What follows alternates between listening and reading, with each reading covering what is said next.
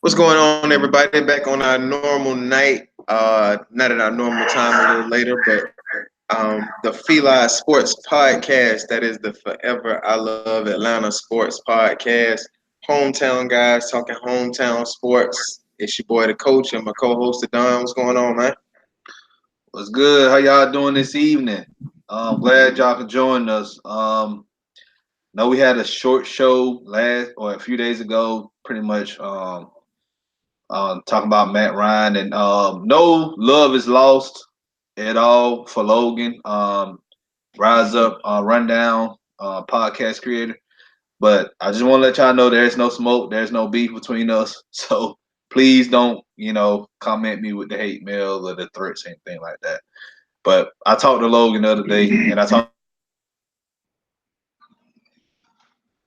to each other's shows, so that's about it. But anyways, on to the main discussion today. We're pretty much back today to talk about Braves baseball. All right, we're almost at mid-season, So we pretty much played what 9-10 weeks of baseball so far. It's in the season. So that's what we're going to talk about today.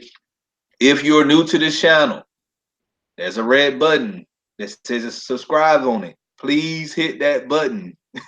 Please hit that button if you're a fan of the Braves, if you're a fan of the Hawks, if you're a fan of the Falcons, you're a fan of United, the Dream, the Yellow Jackets, Bulldogs, Georgia Southern, whoever. If you're a fan of any Georgia-based team, please hit that subscribe button. Also, please share this channel with your friends. Okay, share it.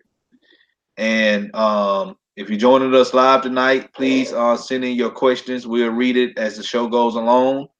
And if you're watching this video at a later date, please hit us up in the comment section, and we will reply back to your comments.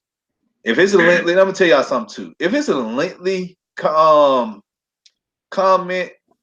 please hit us up on social media. I don't like reading dissertations in YouTube. That's just too much to do. If it's a big concern or a big old essay, just hit us up on Facebook. We have a Facebook chat, and we also have Twitter. Hit us up on those platforms, and we can get back with you quicker than that. As always, come holla. It's a hometown sports podcast. We have a guest on the show today. He's for Fansided. He's a Braves editor.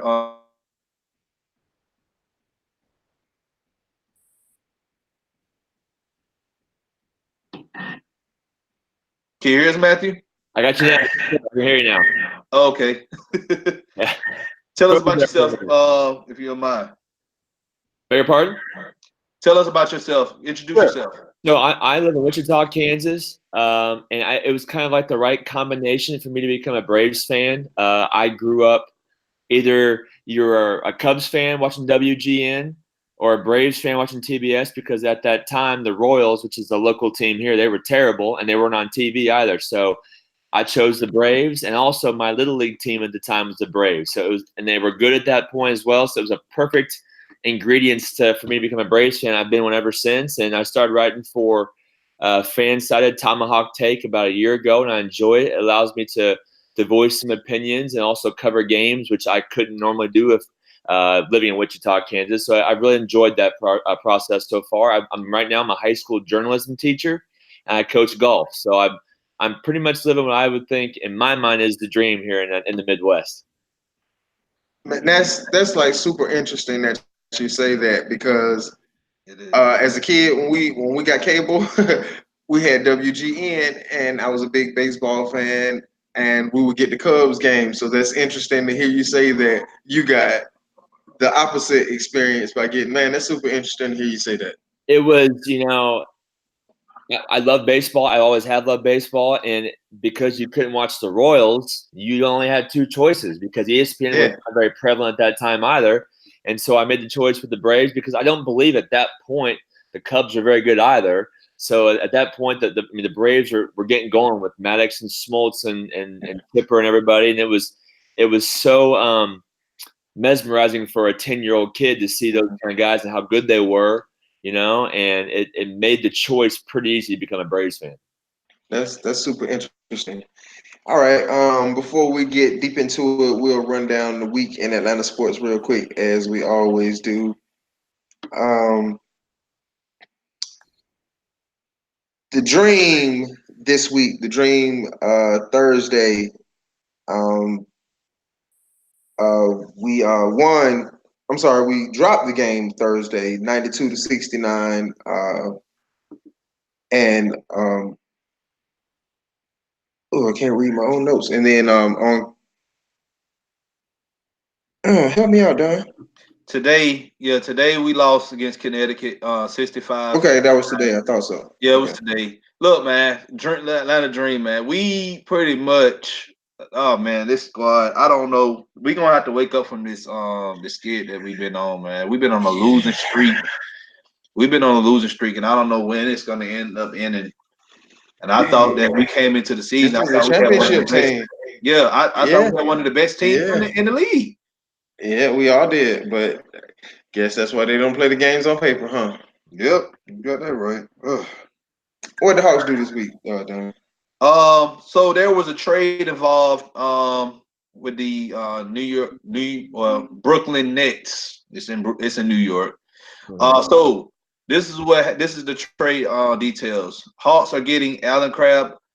We're also getting Brooklyn's 17th overall pick for this year's draft, and we also getting their protected first round pick in next year's draft. And then in exchange, we're sending Prince and our 2021 second rounder to the Brooklyn Nets. Now, we now have 3 first round picks. 3. We have the 8th, the 10th, and the 17th. Some people saying that we're going to stay where we at and draft 3 players. Some people saying, well, we may, package 2 of those 3 picks and move up into the draft. I think we're gonna do the package thing. Yeah, because we don't need that many. Like, we need players, but we don't need that many players. Like 3 players in the first round, like that's 3 rookies. Yeah, that's too much. So, but pretty much that's about it. Also, I'm going to put up a survey sometime tonight or tomorrow.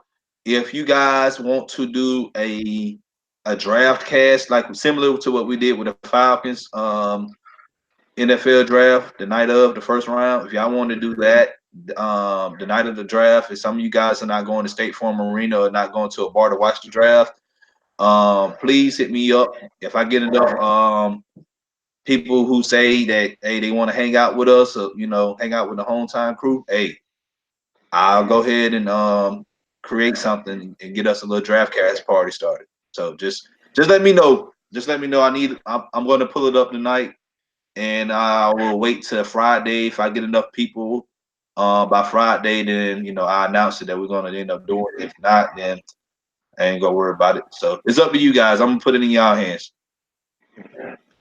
Also, I'll go ahead and talk about Atlanta United. Really, nothing went on this week. The U.S. Open Cup is going to happen. It's going to take place this week on Tuesday, and we're going to play Charleston Battery. So, Falcons news. We brought in a local guy, former Super 11 high school guy, Alan Bailey, out of the Savannah area, big time guy coming out of high school. I wanted him to go to UGA bad. He chose Miami. Been playing in Kansas City, had a decent year last year. The Falcons worked him out, and definitely looking at what he's traditionally done, definitely makes you think that the Falcons are going to use more 3-4 looks. Oh, from your neck of the woods. Been playing in your neck of the woods lately, Matthew. Yeah. We'd like to have him stay in Kansas City. Yeah, he was a good 3-4 guy for us in the 3-4 defensive end. Yeah, man. When he was coming out, I'm a big UGA fan. I wanted him to go to UGA, but he chose University of Miami. And this going back to this going back to what we've been saying the past couple of weeks. Yeah. You know, you, FILA Sports Podcast, unintentional grounding. Shouts out to Lieutenant Dan, shouts out to Mad Mike from Mad Mike Sports, and shout out to the real Pac-Man.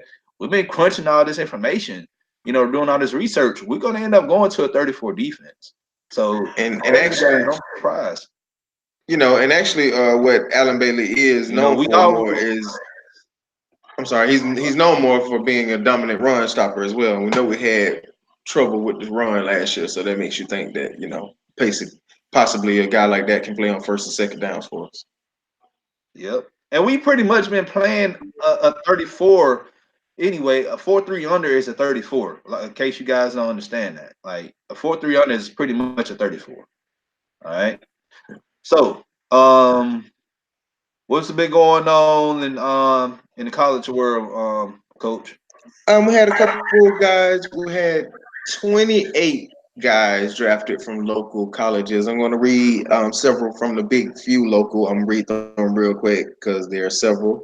Georgia Southern, Seth Sherman, 6th round to Oakland. Georgia State had pitcher Hunter Gaddis going the 5th round to Cleveland. UGA had Aaron Schunk going the 2nd round, 3rd baseman to Colorado. Tony Lockey, 3rd round right-handed pitcher to St. Louis. Tim Elliott in the 4th round, a right-hand pitcher to Seattle. LJ Talley, 2nd baseman to Toronto in the 7th round. Zach Kristofek, right-hand pitcher to the Angels. Cam Shepard, a shortstop to Tampa Bay. Tucker Maxwell, a center fielder to Philly. Riley King, a 3rd baseman to the Braves. And Georgia Tech. In the 3rd round, first baseman Tristan English to Arizona. In the 4th round, catcher Kyle McCann to Oakland. Connor Thomas in the 5th round, a left-hand pitcher to St. Louis. Xavier Curry, a right-hand pitcher to Cleveland. Chase Murray, an outfielder to Pittsburgh. Amos Willingham, a right-hand pitcher to Washington. Luke Waddell, a 3rd baseman. Congratulations to all the guys and all the local guys, including the high school guys. We had several high school guys drafted. Congratulations, everybody. Yeah, the Braves drafted someone out of Stockbridge. We're gonna get to that in a minute, though. So yeah, yep. All right, now. All right, so go ahead. Go ahead, man. No, go ahead. I was gonna say what the Braves do this week. All right, so this is what the Braves done this week. Okay, this Tuesday we went to Pittsburgh. We beat them 12-5. And then the next day on Wednesday, we lost against them 7-4. And then Thursday, we lost again to them 6-1. So we dropped that series to the Pirates. And Friday, we flew down to Miami and we beat them 7-1. Yesterday, we beat them 1-0. And then today, we beat them 7-6. It was a long game, but it was very, very at the end. It was like Ronnie's heating up. Yes, it's Ronnie is heating up. Exactly. So we pretty much owned the series against the Marlins, again. So Acuna pretty much owns Miami. All right. A lot of people don't understand that. He's the king of Miami. And this game went 12 innings today. So because like last time I checked, it was like the top of the 9th inning. We was down with 3 runs, and then Acuna hit a home run. 3-run shot. Yeah. Tied the game up. Hey, it's about that time. It's really about that time that we start getting. Right now, I know who lost. I don't know if the Phillies lost today or not, but the last time I checked, we were 2 games out of first place. So we gotta keep winning. So also some other news for the Braves. We signed Dallas Keuchel to a 1-year deal. He'll play a few games in AAA for the Gwinnett Stripers to get caught up in the MLB speed because he ain't been playing since last year, I believe. So the draft was last Monday, this past Monday, Monday through and Wednesday. Monday through Wednesday, and the Braves, we pretty much this is how we drafted. We drafted Shea Lagarius, catcher Baylor. I'm not good with these names, by the way, you guys. All right. Matthew, tell me, you know anything about the catcher we drafted for Baylor, Shea? Yeah, his last name is Langeliers. Is that pronounced his last name? Langeliers. Yeah, Okay. and so normally he would have been the first catcher taken, because the guy that went to Baltimore was such a once-in-a-generation type prospect. Langeliers was the second catcher taken, and the scouting reports said that he is a elite defensive catcher, but his offensive skills aren't to that level yet, but they're getting better. In fact, he played really well in the College World Series or in the regionals, last week. So they also anticipate, they being the Braves, this will be a fast-moving catcher through the system. So he might even start next year in Double-A, and who knows how he will progress, but they anticipate being a fast-moving catcher in the system. Cool. Which for the Braves, the catching is probably not probably. It is their most shallow prospect pool. There's not many catchers, good catchers in the system. So to have him come along, perhaps an MLB guy by 2021, 2022 fits the timeline of contention here with all these young guys, especially young pitchers that the Braves have. So I think that's a really great pick. That's a guy that I wanted when Tomahawk Take did their they did a survey, I guess, of sorts of who would you want the Braves to pick number 9. And Langeliers from Baylor was the guy that I wanted. I think it's a great pick. Cool. Yeah. I think, because a lot of people thinking that, we need pitchers and stuff like that. I'm saying, like, we already have a lot of pitcher prospects in AAA and AA. Like, people got to understand, the people who we draft in the MLB draft, these are players that are not going to get in the MLB. They're not going to be at SunTrust Park playing tonight. Right. Sometimes it takes some first rounders 2 or 3 years to get called up to the main roster. Exactly. Longer than that. Yeah, sometimes longer than that. Yeah. So, all right, and then also in the first round we had another pick, 21st overall. Braden Shoemake. He's a shortstop, but they may have him playing second base or third base. It all depends. Out of Texas A&M. What do you think about this prospect? Well, he's 4. If you're 6'4" playing shortstop, that means you're a really good athlete. So I would anticipate him not being a shortstop, maybe being more of an outfielder.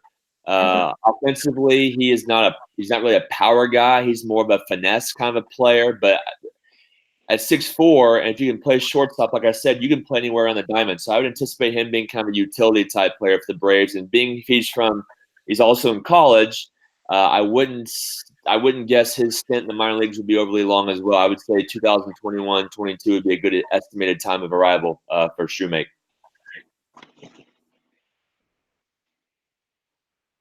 Got Dansby, you got Ozzy, you got Austin Riley. I think he's going to end up moving back to third base by the end of the year. Yeah, and then Freddie Freeman, like you straight, you know. Definitely. So, all right, and then the second round we got Bo Phillip. He's also an infielder from Oregon State. So I'm thinking that we just getting a lot of depth players, and that's what the draft is. You draft a lot of talent and see who can be successful. Third round, 98th overall, we got Michael Harris. He's a pitcher, Stockbridge, Georgia. This is like the hometown player. What do you know about Michael Harris? You guys would probably know more than I would about Michael Harris. Basically, you get past the second round, it's becoming more about personal, organizational taste. For example, if there's about 80 picks in the first day of the draft.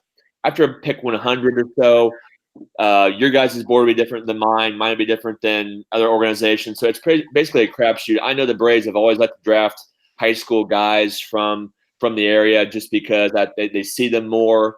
They have more scout on them. So, I mean, other than that, though, I'm sure you guys maybe have heard of him a lot more than I have. Coach? I can't say I know a lot about him, but when he was drafted the other day at his draft party, Mm-hmm. there was a lot of people who both of us follow as well on Don at his draft party. So I don't know a lot about him, but he has a local following, and he has a huge local following, because when I was on Twitter, I'm like, a lot of people that we know him, so he has a huge local following, and I'm pretty sure there are going to be a lot of eyes on him rooting for this kid. Right. Yeah, anybody from the area, man. Shouts out to Michael Harris, and I just wish him the best. Wish him the best with the Braves organization. If somehow they trade him or whatever, I want him to be successful. Mm-hmm. So, so fourth round, number 127 overall, we drafted Casey Kaluk. Yeah, these names are so weird, man. Right-hand pitcher out of Texas A&M. So we pretty much double up on Texas A&M players. And then in the fifth round, we drafted Steven Paulini, outfielder, St. Joseph School. I think that's a high school in Connecticut. And then we also in the sixth round, we drafted Tanner Gordon, right-handed pitcher out of Indiana University. Seventh round, we drafted Darius Vines, right-hand pitcher out of Cal State Bakersfield. Eighth round, we drafted Ricky DeVito, right-handed pitcher out of Seton Hall. So they've been drafting a lot of pitchers, you guys. Yeah. Yeah. Draft a lot of pitchers. One of these pitchers could be relief or closers, future closers or future relief pitchers for the Braves. Notice as it get deeper in the rounds, the names get easier. Yeah. Ninth round, we drafted Cody. Is that Magellan? Milligan. One of them. Milligan. All right. Infielder out of Cowley County, Kansas. So he's pretty much from your neck of the woods. You know anything about him? He was a second-team All-League player for that JUCO conference. I don't know where he was going to go play. My guess is at a ninth-round selection, he might still go play there. Other than that, though, he was not a highly thought-of prospect in Kansas. Okay. And then we wrapped it up with the 10th round. We drafted Brandon Parker, outfielder, Mississippi Gulf Coast Junior College. So that's all the people we drafted. And I wish everybody who we drafted, I wish them the best success. All right, let's get into the chat.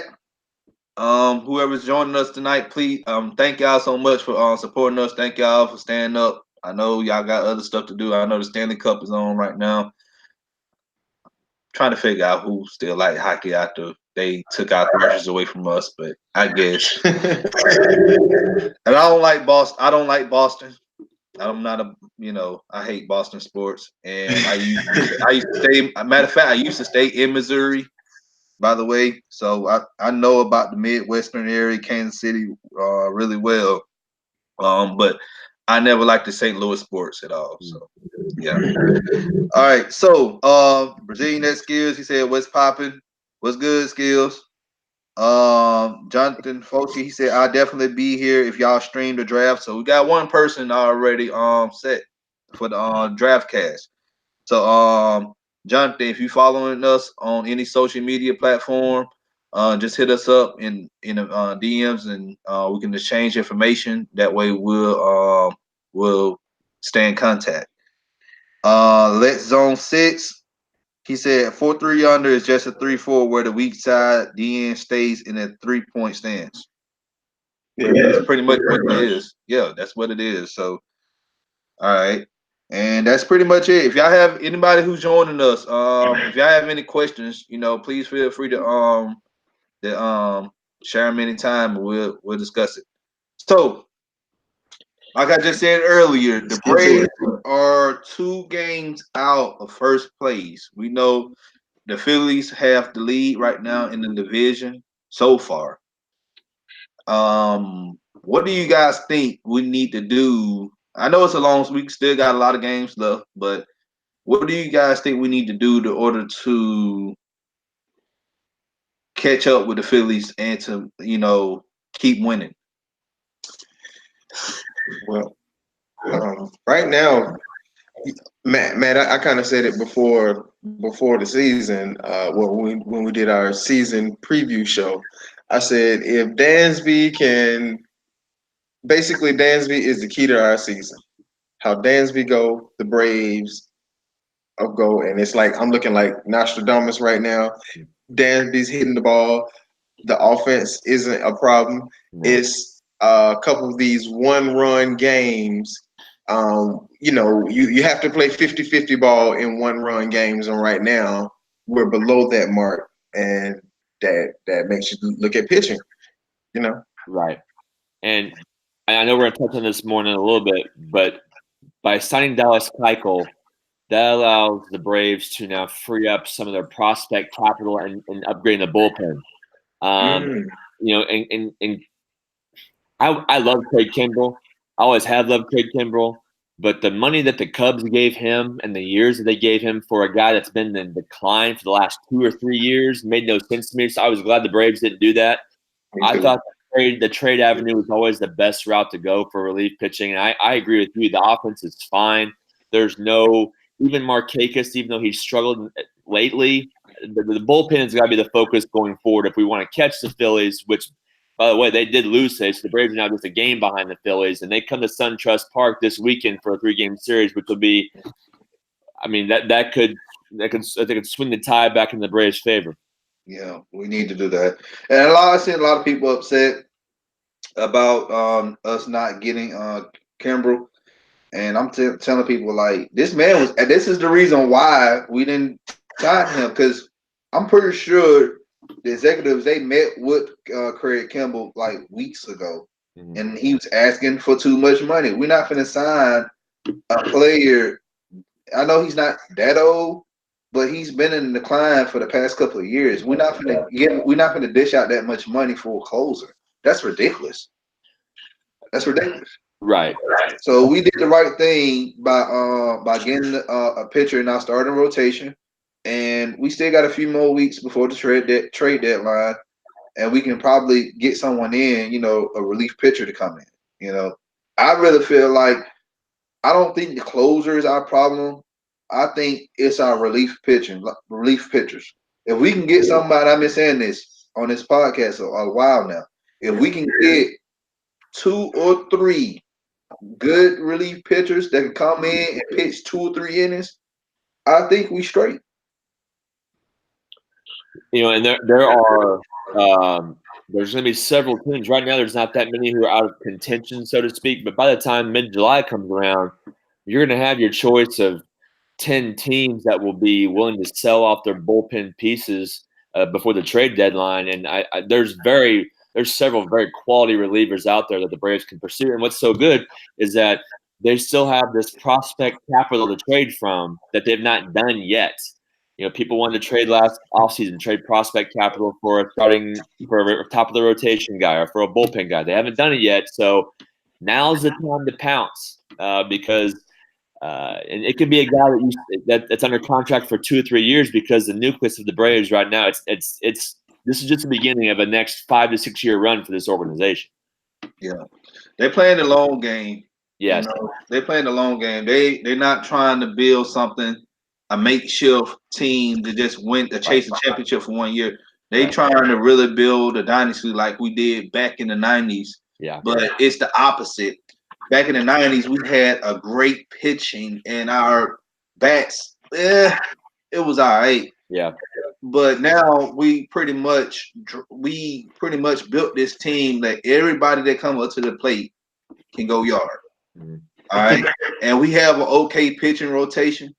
But if we can just get this bullpen straight, I think we'll be good for years to come. If a lot of people question Brian Snitker. I'm not a fan of him. My opinion, I think they should have had Ron Washington as the manager for the Braves. That's just my opinion. Mhm. But I think he can, he can get these guys to go play, and we've seen this plenty of times. Like last year. We had no business going to the playoffs. Let's just let's just call a spade a spade. Mhm. And we won the division, and we didn't do good in the playoffs, and we already know the reasons why. And they are addressing it now finally with the bullpen. But once we get that straight, then we can easily win the division and get further in the playoffs. Right. All right. Before we get to the next topic, I'm going to go back into the chat. Let Zone 6, he said, Atlanta United starts U.S. Open Cup on Tuesday. Think they go all out for it or focus on the regular season? That's a good question. Right now, how the way we've been playing lately, I really think that we're more focused on trying to get back in first place in the Eastern Conference and potentially go chase another MLS Cup. That's just my opinion. It'd be nice to win the U.S. Open Cup, but right now, Frank DeBoer and his coaching, I'm pretty sure he's more focused on the regular season right now. He also said Braves need to improve the bullpen. No ifs, ands, or buts about it. You're right about that. Jonathan said he just liked our Facebook page. All right, I'm gonna go on here in a minute, and I'm gonna go look you up, and if we're not following you, anything like that, we'll follow you back, and then we'll hit you up. And then Let Zone 6, he said it didn't have to be Kimbrel, but they need an actual closer.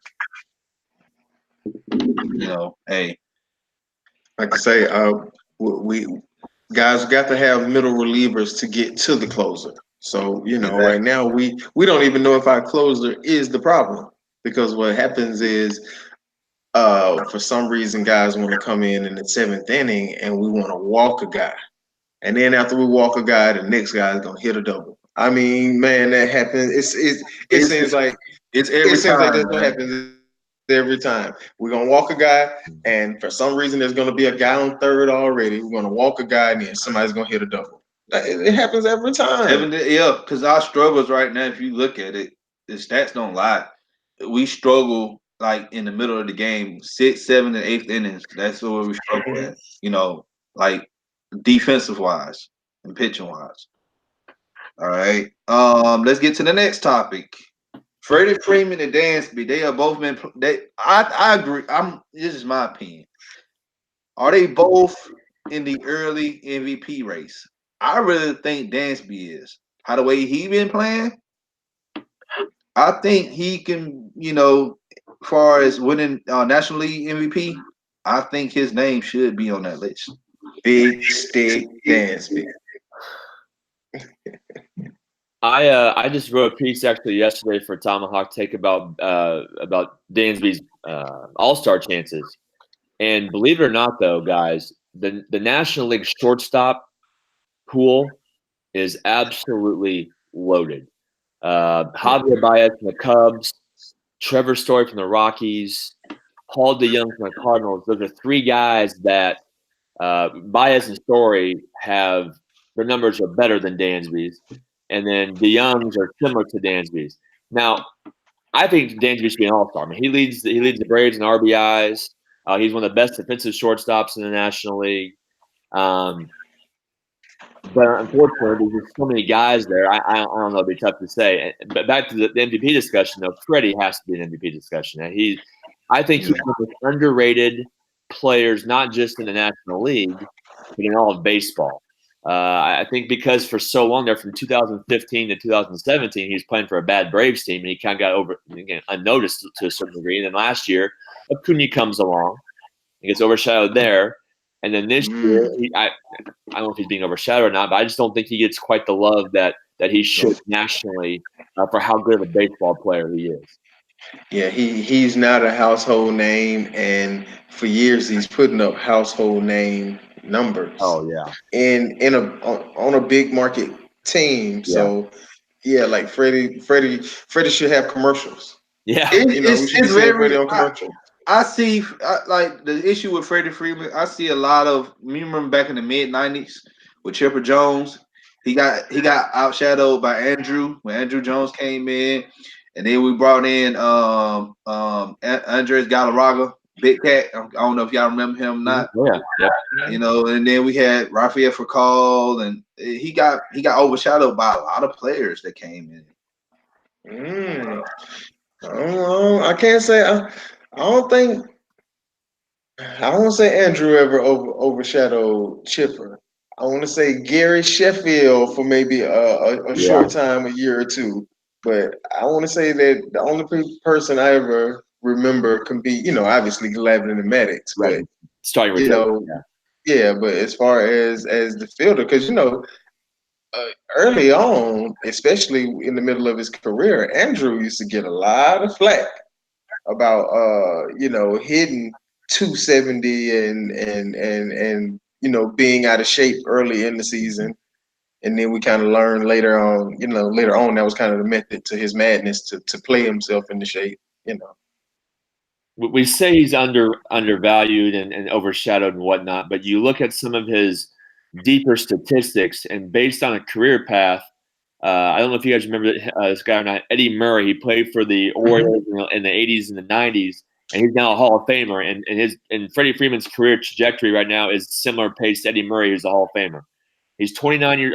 Freddie's 29 years old. Still probably has at least 7 or 8 seasons left in him, and he's already has 200 and some home runs. He's a career 94 hitter. It's funny how we think he's overlooked, but yet his numbers are so good. They're so good. They're comparable to some of the best players in the game today. Done. Yeah, He's the Matt Ryan of Atlanta Braves. you talking about Freeman? Freddie. Oh Yeah, man, he's that Hall of Fame season that nobody wants to give him credit for. That Hall of Fame career that nobody wants to give him credit for, and then you look at the numbers and you're like, whoa.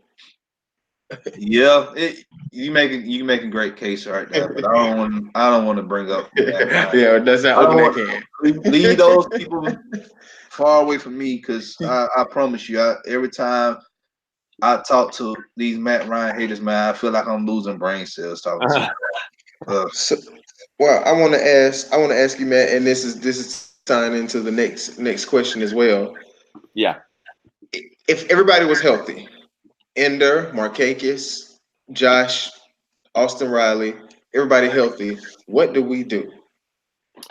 Austin Riley plays left field. Endurance Arte goes to the bench, and then he replaces Austin Riley in the later in the game for a defensive replacement. You can't take Riley's bat out of the lineup right now. He didn't have a good weekend in Miami, but what he has done, you can't take him out. And Ender is what he is. He's a good defensive player who can hit 260, but he's not going to be anything more than that. And I believe that at some point he will be traded, whether it's this summer or next offseason he'll be traded. But you can't take Riley's bat out of the lineup, no matter how much of a liability he is in the field.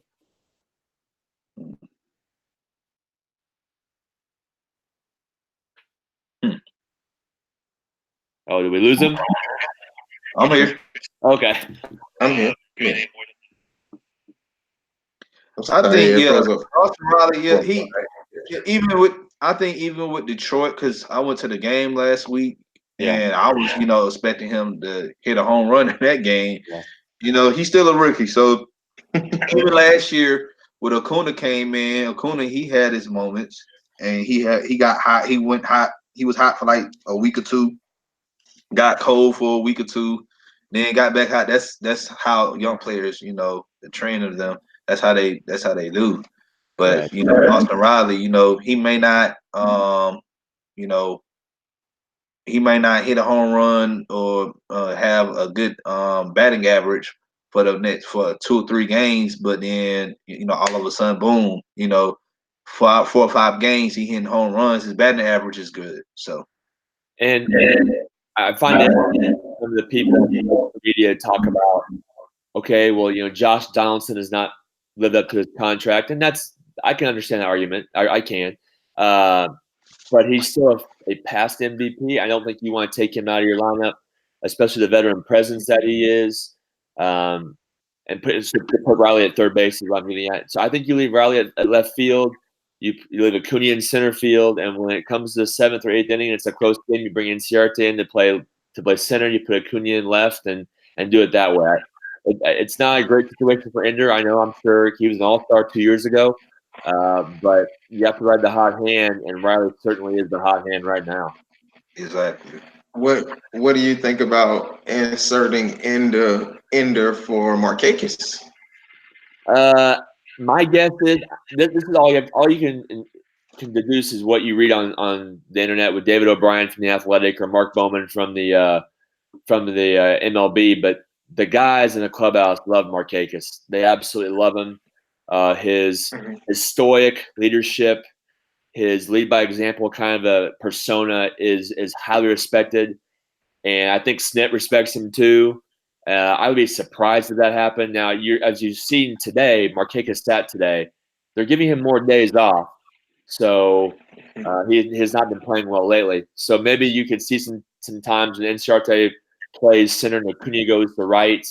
But on a full-time basis, I don't think Markakis will be taken out of the lineup.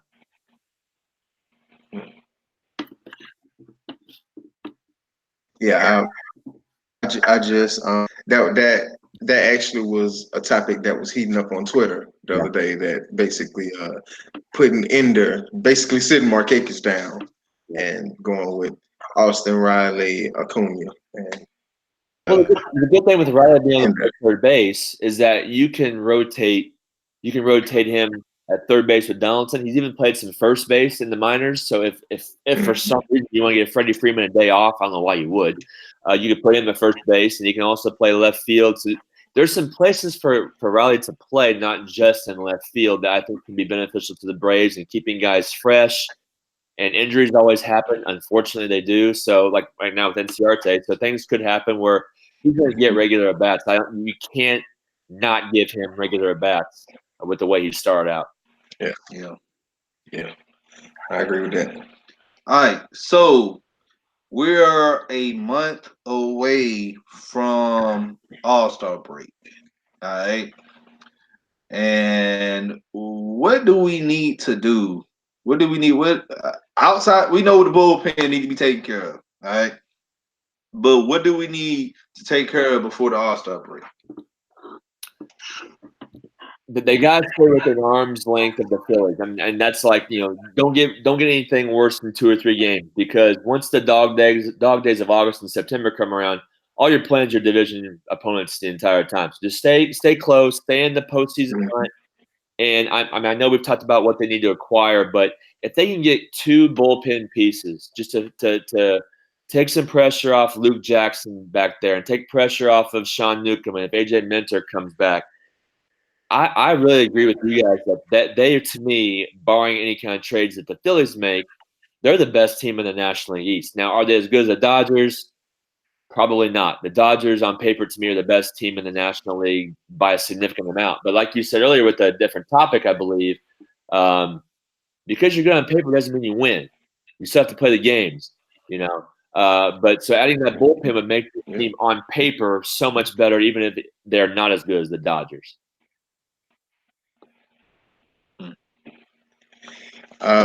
Coach. Dodgers are just a beast. That I just want to. My thing with the Dodgers is, hey, let's not worry about them until we have to. and basically, oh man, I hate doing this. I gotta admit that I thought this though the other day. I'm riding in the car and I was like, God, I hate to even admit that I thought this. But I'm like, man.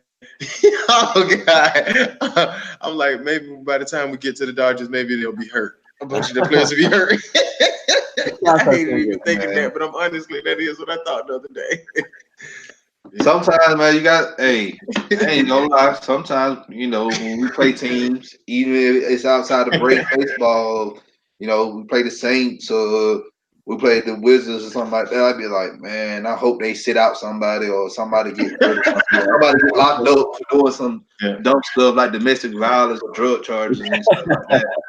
Let's hope that it's in NLCS when but we're the thinking about the Dodgers, Dodgers. yeah, but the Dodgers. Here's my take on the Dodgers. Like they've been dominant for the past few years, but they just can't get over that hump. That's true. That's true. They can't get over that hump when they got to face American League team in the World Series. They Win. choke. Yep. Yeah, they end up choking. Yep. And then when you're even thinking about that one of the guys get hurt, when somebody gets hurt, they just put in another guy who becomes an all-star. Yeah, that's like that. It's like, who is this guy?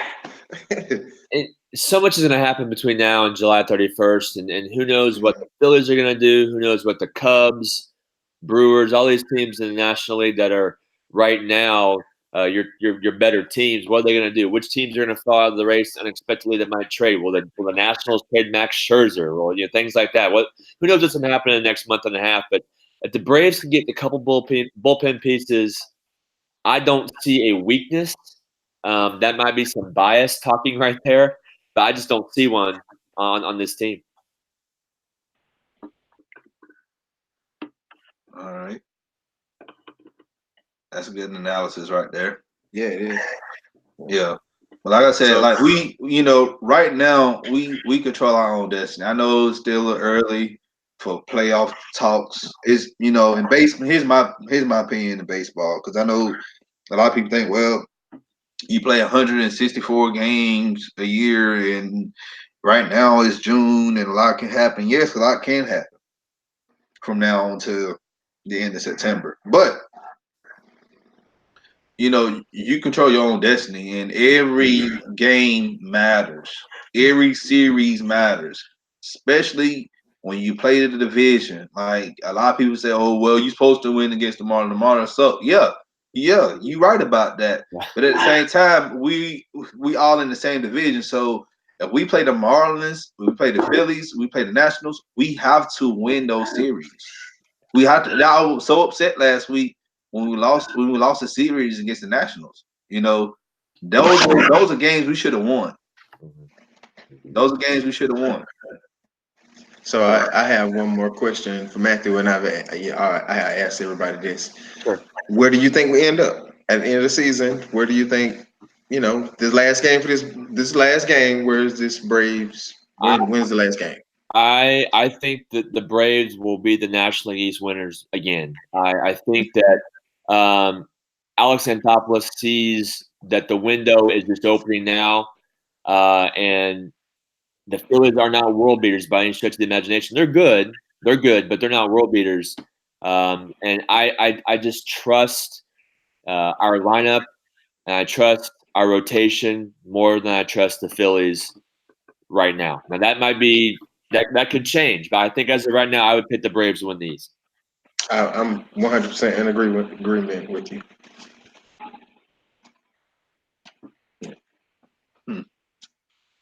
Yep. Well, go ahead and plug your information again, Matthew. Sure.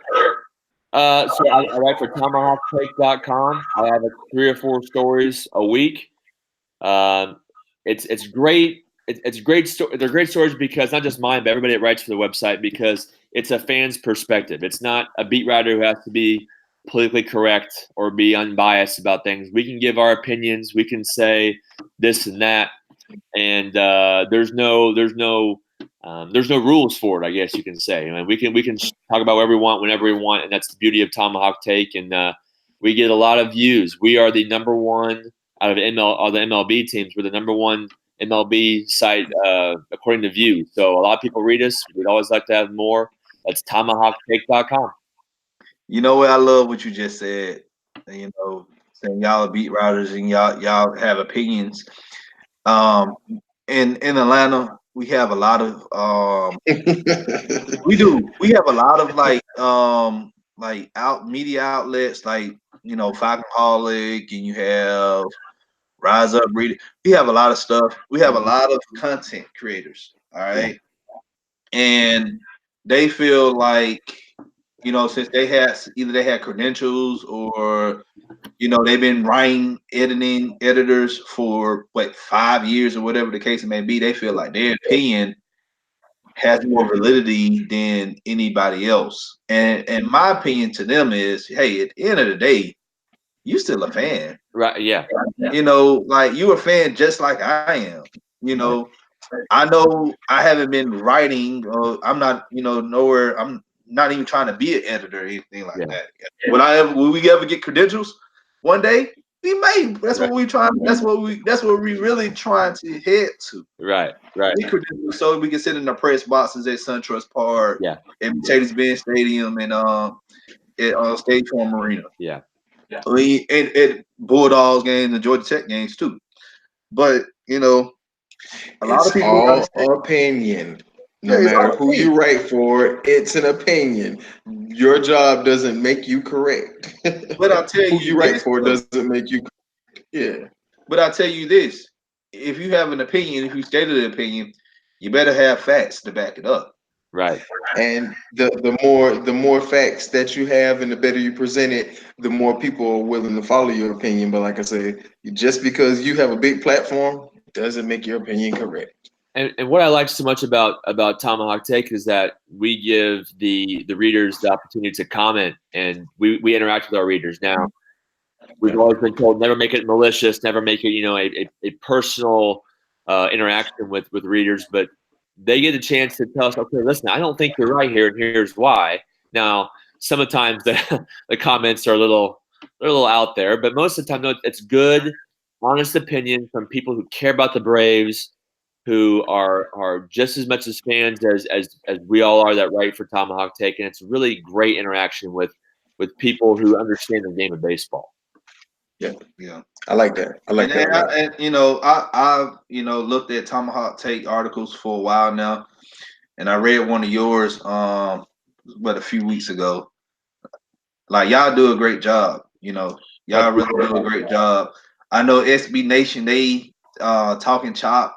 Yeah. Whatever they did. Like, they were at the beginning of the season, they didn't know which direction they was going. Now they, I guess, have a direction, and they had because one of the main editors now, he writes for the Pirates or something like that. Oh. So I started reading you guys, Tomahawk Take, and I really like what y'all got there. Like, because be honest with you, only thing outside of you guys, I just stick to the Athletic. Yeah, I get all my information from them, and I read their articles. They do a great job. They do. They do. So, I think, and I've never met the man before. I've interacted with him briefly on Twitter. But David O'Brien, who writes The Athletic, I don't think you can get anybody better as a baseball beat writer than him. He takes a lot of flack from readers on Twitter and stuff, but his stuff's so good. He's such an in-depth writer that you're at The Athletic is great. And I should give a shout out to my editors on Tomahawk Take, Alan and Jake. They are so organized, and they are so every little minute detail is covered to make our website as good as it is. And yeah, we do. We write good stuff, but they do a great job of editing too, and that makes our site, I think, the best in Major League Baseball. Yeah, and tell them as well, because I reached out to them as well, some of your colleagues. Yeah. Like, tell them, hey, they more than welcome to subscribe to our channel and to follow us back, because we following them. Yeah. They follow us back, and anytime throughout the season they want to come on our show, they more than welcome to come on, and you more than welcome to come back on as well. Well, I appreciate it very much. Yeah. No problem. One more thing I gotta ask you, and this is not sports related. Okay. I know you stay close to Kansas City, don't you? We're about 2.5 hours from Kansas City. Okay, that's closer than what I am. Okay. I know you like to go to Kansas City sometimes to try to barbecue, right? Oh, yes. Arthur Bryant's, Joe's, KC. I would say, if you want my opinion, there's a new place. What's it called? Fiorella's? No. I'd hear it. I know that's what it was. But the best place I've had is Jack Stack. That's my personal opinion. Yeah, Fiorella's Jack Stack. I know what you're talking about. Okay, gotcha. All right, yeah, that's the one. Oh, it's so good. So the burnt ends and the ribs. Yeah. Brisket. He over there, coach looking up like he don't know. I'm over there like, hey, I need to get down there and try this place. Both y'all call. Look, I'm over there like, hey, I need to slide through. Kansas City is the barbecue capital of the world, man. You got to go. And my wife and I went to Atlanta. Oh, it was probably 7 or 8 years ago. And we tried a really good place down there. And no offense to you guys and your barbecue, but nothing beats Kansas City barbecue, in my opinion. None taken at all. Oh, yeah. So good. Yep. All right. So I guess that's the end of our show. Read some more comments before we head on out. Jonathan, he said, with Ronald's performance is coming to the majors, guaranteed Donaldson's not coming back because I think so. I agree with you. Like, we're not going to pay Donaldson a lot of money after this year. Like, we signed it to a 1-year deal, and that's it. It's a 1-year commitment. That's all it is. Exactly. Yeah, that can free up money, and we can bring in more pitchers. That's what we really need. So, and then we got Pache that's in AAA. He's going to get called. I don't think he's going to get called up. I don't think he get called up this year, but he's going to end up playing next year. He's going to get called. I agree. Yeah, Pache, that boy, he's true. Yeah. All right, BP football talk. Glad you could join us tonight. He said, "Can you share the link to the Tomahawk page?" So he's talking about the Tomahawk take. What I do at the end of this video, we can share it on Twitter. I'll put it in the description, and I can also send it to you because I know who you are. So on social media, so I send it to you when I get a chance. So I just read it myself. Yes. So if you like the video, please give us a thumbs up. If you're watching this video at a later time, hit us up in the comment section and we'll get back with you. Also, please subscribe to our channel. All right, we pretty much almost at 250,000. We almost at 250 subscribers. Almost. So we over that hump of 200 now. So our chase of 250 is pretty much is coming. And also, please follow us on Twitter. Please also like our Facebook page. We also have a Facebook group chat. We talk about every team. We have a chat for every single Atlanta team. If you have a question about the Hawks, hey, hit us up because their draft is coming up soon. If you have a question about Atlanta United, hit us up in there. We can chop it up in there. It don't always have to be on a Sunday evening. You can ask us questions. You can ask us questions 24/7. 24/7. We'll get back with you. Now, if you send in a message 3 o'clock in the morning, then it'll be a few hours till we get to you. But you can always come holler at us. Because as always, come holler. Come holler. It's your hometown sports podcast. All right, thank you, everybody. Y'all have a good evening, man. Appreciate you, Matt. Thank you, Matthew, being on. Thank everybody you, have a great evening. You too. See you guys. All right, everybody have a great evening. See y'all next week. Yes, sir.